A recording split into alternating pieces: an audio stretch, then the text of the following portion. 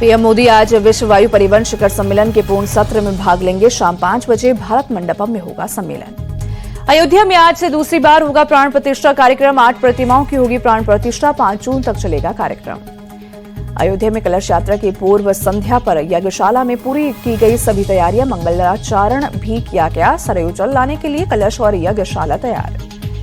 BJP अध्यक्ष JP Nadda आज हिमाचल प्रदेश के सोलन जाएंगे। तिरंगा यात्रा में शामिल होंगे।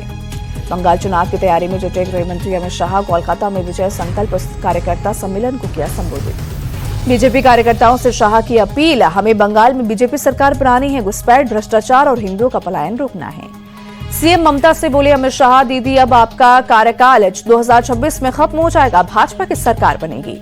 अमित शाह ने सीएम ममता पर साधा निशाना, कहा मां, माटी और मानुष की बात की, लेकिन बंगाल को अपराध, घुसपैठ और बम विस्फोट की धरती बना दी। बंगाल की जनता से बोले अमित शाह, पीएम ने सिर्फ बंगाल के विकास के लिए ही नहीं, संस्कृति को भी बचाने का काम किया है। ऑपरेशन सिंदूर को लेकर रक्षा मंत्रालय का ऐलान, 1 जून से 30 जून तक निबंध प्रतियोगिता आयोजित होगी। टॉप 3 विनर्स को 10-10 हजार रुपए का इनाम और स्वतंत्रता दिवस समारोह में शामिल होने का मौका मिलेगा। असम, मणिपुर, त्रिपुरा, सिक्किम और नॉर्थ ईस्ट के दूसरे इलाकों में बाढ़ और बारिश से जनजीवन बुरी तरह प्रभावित। असम में आज भी भारी बारिश का अलर्ट। गुवाहाटी और श्रीभूमि जिले समेत असम के 17 जिलों में बारिश के बाद बाढ़ के हालात। असम के माजुली और निमती के बीच फेरी सेवा सस्पेंड। ब्रह्मपुत्र नदी का जलस्तर बढ़ने की वजह से फैसला। मणिपुर में पिछले 2 दिनों से बाढ़, बारिश और लैंडस्लाइड से 3,802 लोग प्रभावित। 887 घर क्षतिग्रस्त हुए।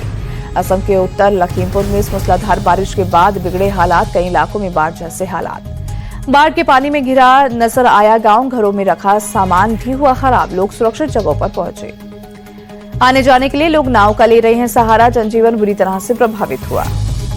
भारी बारिश की वजह से इम्फाल के कई इलाकों में बाढ़ के हालात। ड्रोन कैमरे में कैद हुई बर्बादी की तस्वीर। चारों तरफ नजर आया पानी की पानी। सड़कें पानी में डूबी। घरों में घुसा पानी। लोगों का बाहर निकलना हुआ मुश्किल। त्रिपुरा के मुख्यमंत्री माणिक साहा ने अगरतला में बाढ़ प्रभावित इलाकों का किया दौरा। अधिकारियों से ली हालात की जानकारी।